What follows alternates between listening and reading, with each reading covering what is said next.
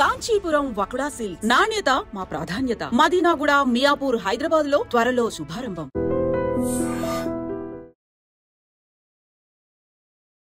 Hi, hello, నమస్తే, welcome back to iTrum media. ఈరోజు మనతో ఉన్నారు AMFI certified mutual fund distributor Srinivas Reddy గారు. సార్తో మాట్లాడదాం. ముఖ్యంగా హెల్త్ ఇన్సూరెన్స్ అనే ఈ ప్రొసీజర్ ఏదైతే ఉందో, ఈ ప్రొడక్ట్లో క్లెయిమ్ గురించి ఎక్కువ మంది డౌట్స్ అడుగుతూ ఉన్నారు. క్లెయిమ్ ఎట్లా చేసుకోవాలి అనేది దానిపై మనం ఒక క్లారిటీ అని తీసుకుందాం సార్ మాటల్లో. నమస్కారం సార్. నమస్తే విరాట్ గారు. First of all, health insurance పై మనం ఎన్నో ఎపిసోడ్లు చేయాల్సిన నీడ్ అయితే ఉంది. ఎందుకంటే కొంతమందికి హెల్త్కి టర్మ్ ఇన్సూరెన్స్కి డిఫరెన్స్ కానీ, అలాగే హెల్త్ ఇన్సూరెన్స్లో మళ్ళీ ప్రీమియంకి సంబంధించి కానీ రకరకాల డౌట్స్ ఉన్నాయి. బట్ ఈ రోజు ఎపిసోడ్లో ముఖ్యంగా ఆల్రెడీ ఎవరైతే హెల్త్ ఇన్సూరెన్స్లో పెట్టి డబ్బులు ఉన్నారో వాళ్ళు క్లెయిమ్ చేసుకోవాలి అంటే ఎట్లా చేసుకోవాలి, అందులో మళ్ళీ రూమ్ రెంట్కి సపరేట్గా ఎంత అయిపోయిందని చెప్తా ఉంటారు డాక్టర్స్ వచ్చి, ఇవన్నీ ఉంటాయి. దాన్ని కాస్త ఎక్స్ప్లెయిన్ చేస్తారు.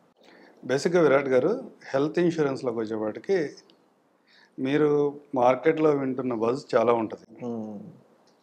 నాకు క్లెయిమ్ రాలేదు, నాకు క్లెయిమ్ రాలేదు. క్లెయిమ్ రాకపోవడానికి రకరకాల రీజన్స్. ఒకటి, అడ్వైజర్ ఏజెంట్ పూర్తిగా అవగాహన లేకపోతే పూర్తిగా అన్నీ మెన్షన్ చేస్తే అన్ని విషయాలు కస్టమర్ పాలసీ ఎవరైతే తీసుకున్నారో వాళ్ళ సంబంధించిన విషయాలన్నీ కనుక అన్ని పాలసీలో మెన్షన్ చేస్తే నాకు పాలసీ కాదేమో అన్న కంగారు. దానివల్ల కొన్ని ప్రాబ్లమ్స్ వస్తున్నాయి. రెండు, కస్టమర్ పాలసీ ఎవరైతే తీసుకోవాలనుకుంటున్నారో వాళ్ళు పూర్వం ఏదైనా మెడికేషన్ వాడున్నా, ఏమైనా సర్జరీ జరుగున్నా, ఏమైనా యాక్సిడెంట్ జరుగున్నా, వీళ్ళకి ఏమైనా అలవాట్లు ఉన్నా అవి పాలసీలో మెన్షన్ చేయకుండా ఉండటం వల్ల రెండో కారణంతో పాలసీలో క్లెయిమ్స్ రిజెక్ట్ అవుతాయి. ఈ రెండుని ఎట్లా అడ్రస్ చేయాలి అంటే, మీ చుట్టూ ఉన్న ఏజెంట్లలో, మీ చుట్టూ ఉన్న హెల్త్ ఇన్సూరెన్స్ అడ్వైజర్స్లో మీరు ఏవైనా 4 క్వశ్చన్లు అడిగితే కనుక డైరెక్ట్గా ఎవరైతే సమాధానం చెప్పగలరో అలాంటి వాళ్ళ దగ్గర మీరు కనుక ఇన్సూరెన్స్ పాలసీ తీసుకున్నట్లయితే మీకు అలాంటి ఇబ్బందులు రాకుండా ఉంటాయి. ఎందుకంటే మార్కెట్లో దగ్గర మేము హైదరాబాద్ నుంచి వర్క్ చేస్తాం. దగ్గర 1,00,000 మంది ఏజెంట్లు ఉంటారు. వీళ్ళు ప్రాపర్గా నాలెడ్జ్ ఉన్న వాళ్ళు ఎంత అంటే మంచి నెంబరే ఉన్నారు. వాళ్ళు కూడా ఏమి తక్కువ కూడా ఏం లేరు. అలాంటి వాళ్ళ దగ్గర కనుక మీరు సెలెక్ట్ చేసుకుని పాలసీ తీసుకున్నట్లయితే మీకు ఈ ప్రాసెస్ అంతా కూడా ముందే ఎక్స్ప్లెయిన్ చేసి, పాలసీ ఎలా ఉంటుంది, దాంట్లో ఉన్న కండిషన్స్ ఏంటి, క్లెయిమ్స్ ఎలా మనం అప్లై చేసుకోవాలి, ఆ క్లెయిమ్స్లో ఏమైనా ఇబ్బందులు వస్తే మనం ఎలా కంపెనీని రీచ్ అవుట్ అవ్వాలి, అప్పుడు కూడా కంపెనీ వినకపోతే మనం నెక్స్ట్ ప్రాసెస్ ఏం చేయాలన్నది వాళ్ళు పూర్తిగా చెప్పగలుగుతారు. సహజంగా ఇవాళ ఒక క్లెయిమ్ గురించి మాట్లాడుకుందాం. సహజంగా చాలామంది ఆన్లైన్ అగ్రిగేటర్స్, మా బోర్డు ఏజెంట్లు చాలామంది యూట్యూబ్స్లోనూ లేదా రకరకాల సోషల్ మీడియాస్లో ఆన్లైన్ లింక్స్ పెట్టేసి ఇక్కడి నుంచి పాలసీలు తీసుకోండి, ఇక్కడి నుంచి పాలసీలు తీసుకుంటే మీకు మంచి సర్వీస్ ఇస్తారు కంపెనీస్ అనేసి అక్కడ లింకులు పేస్ట్ చేస్తూ ఉంటాం చాలామంది. వాళ్ళు కనుక మాతో సహా వాళ్ళు కనుక మీకు పర్సనల్గా టచ్ లేకపోతే అలాంటి వాళ్ళ దగ్గరికి వెళ్ళి పాలసీలు తీసుకోవాల్సిన అవసరం మీకు లేదు. మీ చుట్టుపక్కల మీ సర్కిల్స్లో చాలామంది అడ్వైజర్లు ప్రాపర్గా సర్వీస్ చేసే వాళ్ళు ఉంటారు. మీ నోన్ అడ్వైజర్ దగ్గర కనుక మీరు పాలసీ తీసుకున్నట్లయితే డౌట్ ఉంటే అడగగలిగే స్కోప్ ఉండాలి. ప్లస్ రేపు ఏదైనా అవసరం వచ్చినప్పుడు అతన్ని నువ్వు క్వశ్చన్ చేయగలుగుతావు, లేదా సర్వీస్ ఇవ్వమని అడగగలుగుతావు. అట్లా కాకుండా ఆన్లైన్ అగ్రిగేటర్లో ఏదో లింక్లో కనుక మీరు ప్రెస్ చేసి పాలసీ తీసుకుంటే మీకు ఎవరైనా ఆర్ఎంని అలికేట్ చేస్తున్నాం. చాలా కంపెనీస్ ఆర్ఎంస్ని అలికేట్ చేస్తున్నాయి. కానీ ఈ రోజు కాల్ చేస్తే ఉన్న ఆర్ఎం నెక్స్ట్ 1 వీక్ తర్వాత కాల్ చేస్తే ఇంకో ఆర్ఎం ఉంటాడు. మీకు పర్సనలైజ్డ్ సర్వీస్ అనేది రాదు. మేము ఒక చిన్న కేస్ స్టడీ చెప్తాను. ఇట్లాగే ఒక ఆన్లైన్లో పాలసీ తీసుకున్నారు కస్టమర్. కోవిడ్ బిఫోర్ అతనికి డయాబెటిక్ ఇదైంది. డయాబెటిక్ వచ్చిన తర్వాత ఐడెంటిఫై అయిన తర్వాత పాలసీ తీసుకున్నాడు. పాలసీలో డయాబెటిక్ ఇతను చెప్పే వర్షన్, నేను నాట్ షూర్, నేను ఇతన్ని వెనకేసి రావట్లేదు, ఇతను చెప్పే వర్షన్ ఏంటంటే నేను డయాబెటిక్ ఆల్రెడీ ఏజెంట్కి చెప్పాను, ఏజెంట్ మెన్షన్ చేశాడు అని చెప్తున్నాడు, ఫోన్లో కూడా చెప్పానని చెప్తున్నాడు.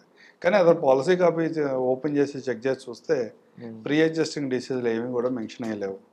ఓకే, అలాంటి కండిషన్లో అలా మనం ముందుగా ఉన్న విషయాలు మెన్షన్ చేయకపోతే క్యాన్సిల్ అయిపోతుందా? అలాంటి కండిషన్లో పాలసీ హోల్డర్ ఏమనుకుంటా అంటే నేను అన్నీ చెప్పాను కదా, నాకు క్లెయిమ్ వస్తుంది అని డాక్టర్ దగ్గరికి వెళ్ళి డైరెక్ట్గా అన్నీ చెప్తాడు.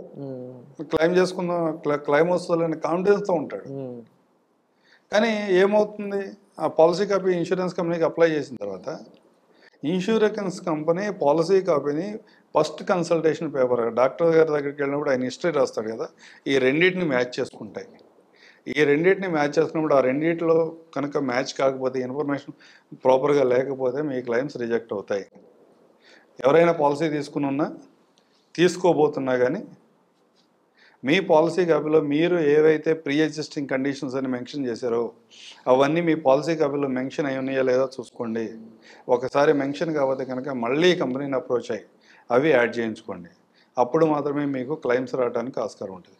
కొన్ని సందర్భాల్లో ఏమవుతుందంటే మనం ఎంత పర్ఫెక్ట్గా ఉన్నా కానీ డాక్టర్స్ షార్ట్ ఫామ్లో రాస్తారు ప్రాబ్లమ్స్ని. మనం ఏదైతే బీపీ అని చెప్పామో, థైరాయిడ్ అని చెప్పామో, ఇంకో విషయాలు ఏవే చెప్పామో అవన్నీ షార్ట్ ఫామ్లో రాస్తారు. ఇన్సూరెన్స్ కంపెనీ అర్థం చేసుకునే విధానం వేరు ఉంటుంది. డాక్టర్ రాసిన దానికి ఒక అర్థం ఉంటే ఇన్సూరెన్స్లో కూడా అక్కడ కూడా డాక్టర్స్ ఉంటారు, వాళ్ళు అర్థం చేసుకునే విధానంలో వేరుంటుంది. క్లయింట్ నష్టపోతున్నాడు. ఈ రెండింటిని మ్యాచ్ చేయాలి అన్నప్పుడు కూడా క్లైమ్ని ఎట్లా ఓపెన్ చేయాలి, ఎట్లా కమ్యూనికేట్ చేయాలి, ఇదంతా కూడా ముందే తెలుసుకుని పెట్టుకోండి. ఎలా ఏదైనా ఇన్సూరెన్స్ కంపెనీ కనుక ఏదైనా క్లెయిమ్ చేసినప్పుడు ఒక 2 months బ్యాక్ వరకు మేము చాలా చూసాం హైదరాబాద్లో. ఫేవర్ అని కనుక ఏదైనా ఒక క్లెయిమ్ కనుక ఇన్సూరెన్స్ కంపెనీస్కి వెళ్తే డైరెక్ట్గా ఇది రిజెక్ట్ అని వచ్చేది. వాటిని ఏం చేయాలి, కస్టమర్ ఇనీషియల్గా పాలసీ తీసుకున్న అతనే కాదు, మేము ఆ స్టేజ్లో ఉన్నా కూడా మేము కూడా ప్యానిక్ అవుతాం, ఎస్టేట్ అవుతాం. అదే కస్టమర్ కూడా ఎవరైతే పాలసీ తీసుకున్నారో వాళ్ళందరూ కూడా అదే మూడ్లో ఉన్నారు. వాటిని ప్రాపర్గా ఎట్లా హ్యాండిల్ చేయాలి. హాస్పిటల్కి వెళ్ళినప్పుడు జనరల్గా ఏమంటారంటే, సార్ మీరు రిజెక్ట్ అయిపోయింది, మీరు పే చేయండి అంటారు. అరే నేను సంవత్సరానికి 30,000-40,000 రూపాయలు ఇన్సూరెన్స్ కోసం ప్రీమియం పే చేస్తున్నా, ఇదేంటి జ్వరం వస్తేనే పిల్లలకి జ్వరం వస్తే నేను ఇంటికాడ పెట్టి కూర్చోవాలా, ఈ మాత్రం చిన్నదానికి ఇవ్వనప్పుడు పెద్ద క్లెయిమ్స్ వస్తే వీళ్ళు ఏమి ఇస్తారని ఫీల్ అయితే డెఫినెట్గా ఆ పాలసీ తీసుకున్న వాళ్ళ దగ్గర ఉంటుంది. వాటిని ఇన్సూరెన్స్ అడ్వైజర్ కరెక్ట్గా అడ్రస్ చేయగలగాలి. చాలా సింపుల్ ప్రాసెస్. అంటే మీరు ఎప్పుడైనా అబ్జర్వ్ చేశారు శ్రీనివాస్ గారు, ముఖ్యంగా చాలా మందికి ఏంటంటే వెళ్ళి అడగడానికి భయపడేది కూడా వాళ్ళ ఏజెంట్ దగ్గర లేకపోవడం, సరిగ్గా ఆన్సర్ ఇవ్వకపోవడం, ఏజెంట్స్ దగ్గరే ఎక్కువ వాళ్ళు నలిగిపోతున్నారు క్లెయిమ్స్ అనడంలో మీరేమంటారు? కొన్ని విషయాల్లో నిజమే ఇది. ఎవరైతే అంటే మార్కెట్లో ఉన్న అంటే ఇది ఈ ప్లాట్ఫామ్లో చెప్పొచ్చో లేదో తెలియదు కానీ మార్కెట్లో ఎక్కువ బార్గెనింగ్ చేసి ఎవరు తక్కువ ప్రీమియం ఇస్తే అలాంటి నేను ఆ పాలసీని తీసుకుంటాను, లేకపోతే నాకేదో గిఫ్ట్స్ ఇచ్చే వాళ్ళ దగ్గరే పాలసీ తీసుకుంటాను అంటే ఎలాంటి సిచ్యువేషన్స్ రావచ్చు. ఆ టైంలో ఏజెంట్ కూడా ఎస్కేప్ అవుతున్నాడు. అవును. కానీ మీరు ఏదైతే ప్రాపర్గా బిజినెస్ చేసే వాళ్ళ దగ్గర ఎవరి దగ్గర పాలసీలు తీసుకున్నా కానీ ఏజెంట్ రెస్పాండ్ అవ్వకపోవడం అనేది వాళ్ళ లేదు. అంటే ఇప్పుడు హెల్త్ ఇన్సూరెన్స్ అనే దానికి ఒక పర్పస్ ఉంది. ఆ పర్పస్ ఫుల్ఫిల్ అయ్యే విధంగా సర్వీస్ ఎవరిస్తారో వాళ్ళ దగ్గరికి వెళ్ళడం బెటర్. కానీ తక్కువగా వస్తుందనో, గిఫ్ట్లు వస్తున్నాయనో, లేదంటే ఇంకేదో ప్రీమియంలో ఇంత తగ్గిస్తామనో ఇలాంటి ఆఫర్స్కి లోన్ అవ్వద్దు. ముందు ఎందుకంటే ఫుల్ టైం మీకు సర్వీస్ ఇవ్వడానికి మేము రెడీగా ఉండాలంటే మాకు కూడా ఎక్స్పెన్సివ్ అది. అవును. ఆ ఎక్స్పెన్సెస్ మీ దగ్గర ఏమీ కలెక్ట్ చేయకుండా మీరు ఎప్పుడు కాల్ చేసినా మాట్లాడతారు, వీళ్ళు మాట్లాడతారు అని చెప్పొచ్చు. అదే అనొచ్చు కూడా. ఇప్పుడు యాక్చువల్గా హెల్త్ ఇన్సూరెన్స్ గురించి నేను ఒకటి మాట్లాడతా. మీ హెల్త్ ఇన్సూరెన్స్ 10 లక్షల రూపాయల పాలసీ కూడా 10 లక్షల రూపాయల పాలసీ కాదు. ఓకే. అది ₹1 కోటి పాలసీ అనుకోండి. ఎందుకు అంటున్నానంటే ₹1 కోటి పాలసీ అని వాళ్ళ మార్కెట్లో ఒక స్కీమ్ ఉంది, అదే ఒక పాలసీ ఉంది. మీరు ఈరోజు 10 లక్షల రూపాయల కవరేజ్తో ఒక పాలసీ తీసుకుంటే ఆ పాలసీ ఫస్ట్ ఇయర్లోనే మీరు ఎన్నిసార్లు హాస్పిటల్లో అడ్మిట్ అయినా కానీ కవరేజ్ ఇస్తానని రాసి ఉంటుంది. 10 లక్షలు పెంచకుండా 10 lakhs పాలసీ తీసుకున్నారు, పొరపాటు గ్రహపాటు వాళ్ళకి ఆ ఇయర్లో మల్టిపుల్ అడ్మిషన్ జరుగుతూ ఉన్నాయి. మల్టిపుల్ అడ్మిషన్ ఎన్ని జరిగినా నేను మ్యాక్సిమం 10 లక్షలు పెంచకుండా ఎన్నిసార్లు ఇస్తా అన్నాడు. ఏదైనా ఫ్యామిలీ ఒక ₹1 కోటి బర్డెన్ అవుతుంది అనుకోండి, ఈ పాలసీ వాల్యూ 10 లక్షల, మీరు పే చేసే 20,000 30,000 రూపాయల ₹1 కోటి. హెల్త్ ఇన్సూరెన్స్ పాలసీ ఎవరైనా హెల్త్ ఇన్సూరెన్స్ పాలసీ ఎవరు తీసుకుంటున్నా మీరు కట్టే ప్రీమియంతో కాకుండా మీ వాల్యూని ₹1 కోటి క్యాలిక్యులేట్ చేసుకుని ఒక 1 crore ఐటమ్ని మీరు ఏ విధంగా పర్చేజ్ చేస్తారో అన్ని జాగ్రత్తలు తీసుకుని పాలసీ చేసుకోండి. అంతేగాని మార్కెట్లో ఆఫర్లో లేకపోతే డిస్కౌంట్లో చూసి మోసపోవద్దు. తప్పకుండా ఈ పాయింట్స్ ప్రతి ఒక్కరు గుర్తుపెట్టుకోవాలి. ఎందుకంటే చాలామందికి ఆఫర్ అనగానే లేదంటే తక్కువ అనగానే కమిట్ అయి వెళ్ళి తర్వాత పెద్ద పెద్ద నష్టాలు చూడడం కంటే ప్రొసీజర్ ప్రైస్ రైట్ వేలో మనం పాటించినట్లయితే మనకి సరైన బెనిఫిట్స్ అనేది కనిపిస్తుంది. అండ్ ముఖ్యంగా హెల్త్ విషయంలో చిన్న చిన్న విషయాల్లో మనం చేసిన విధంగా హెల్త్ విషయంలో చేయకూడదు అనేది ఇక్కడ శ్రీనివాస్ గారు కూడా ప్రత్యేకంగా మెన్షన్ చేస్తున్న విషయం. అండ్ స్పెసిఫిక్గా ఏజెంట్స్ విషయంలో అయి ఉండొచ్చు మీరు చెప్పినట్లు. మరి ఆ తర్వాత ఇంకా ఆఫర్స్ విషయంలో గిఫ్ట్స్ విషయంలో కాకుండా ప్రొసీజర్ ఏ విధంగా ఉంది, ఎంత ప్రీమియం కడుతున్నాం, మనకి ఎంత వస్తుంది, అది ఎంత నిక్కచ్చుగా ఇస్తున్నారు, ఏజెంట్ అనే వాళ్ళు మనకి ఎంత ఫ్రెండ్లీగా ఉంటున్నారు, ఎంత దగ్గరలో ఉంటారు, ఈ విషయాలన్నింటినీ కూడా మీరు పరిగణలోకి తీసుకున్నట్లయితే చాలా మంచిది. దీనికి సంబంధించి మీకు ప్రాక్టికల్ ఇన్ఫర్మేషన్ కావాలన్నట్లయితే శ్రీనివాస్ గారిని మీరు అప్రోచ్ అవ్వచ్చు. అలాగే హెల్త్ ఇన్సూరెన్స్ సంబంధించి మీరు ఎలాంటి విషయాలు తెలుసుకోవాలనుకుంటున్నారు కామెంట్ సెక్షన్లో మెన్షన్ చేయండి. తప్పకుండా వాటిపై మరిన్ని ఎపిసోడ్స్ మేము మీ ముందుకైతే తీసుకొస్తాం. Thank you so much for the information sir. ముఖ్యంగా మీరు ఏజెంట్స్ అనే వాళ్ళ దగ్గర ఎటువంటి ఇష్యూలు అవుతున్నాయి, జనాలు కూడా ఎవరైతే ఇన్సూరెన్స్ తీసుకుంటారో వాళ్ళు ఎలాంటి రాంగ్ పర్సెప్షన్లో ఉన్నారనేది మాకు మెన్షన్ చేసినందుకు thank you so much. It's a opening message ఇది. Thank you Virat.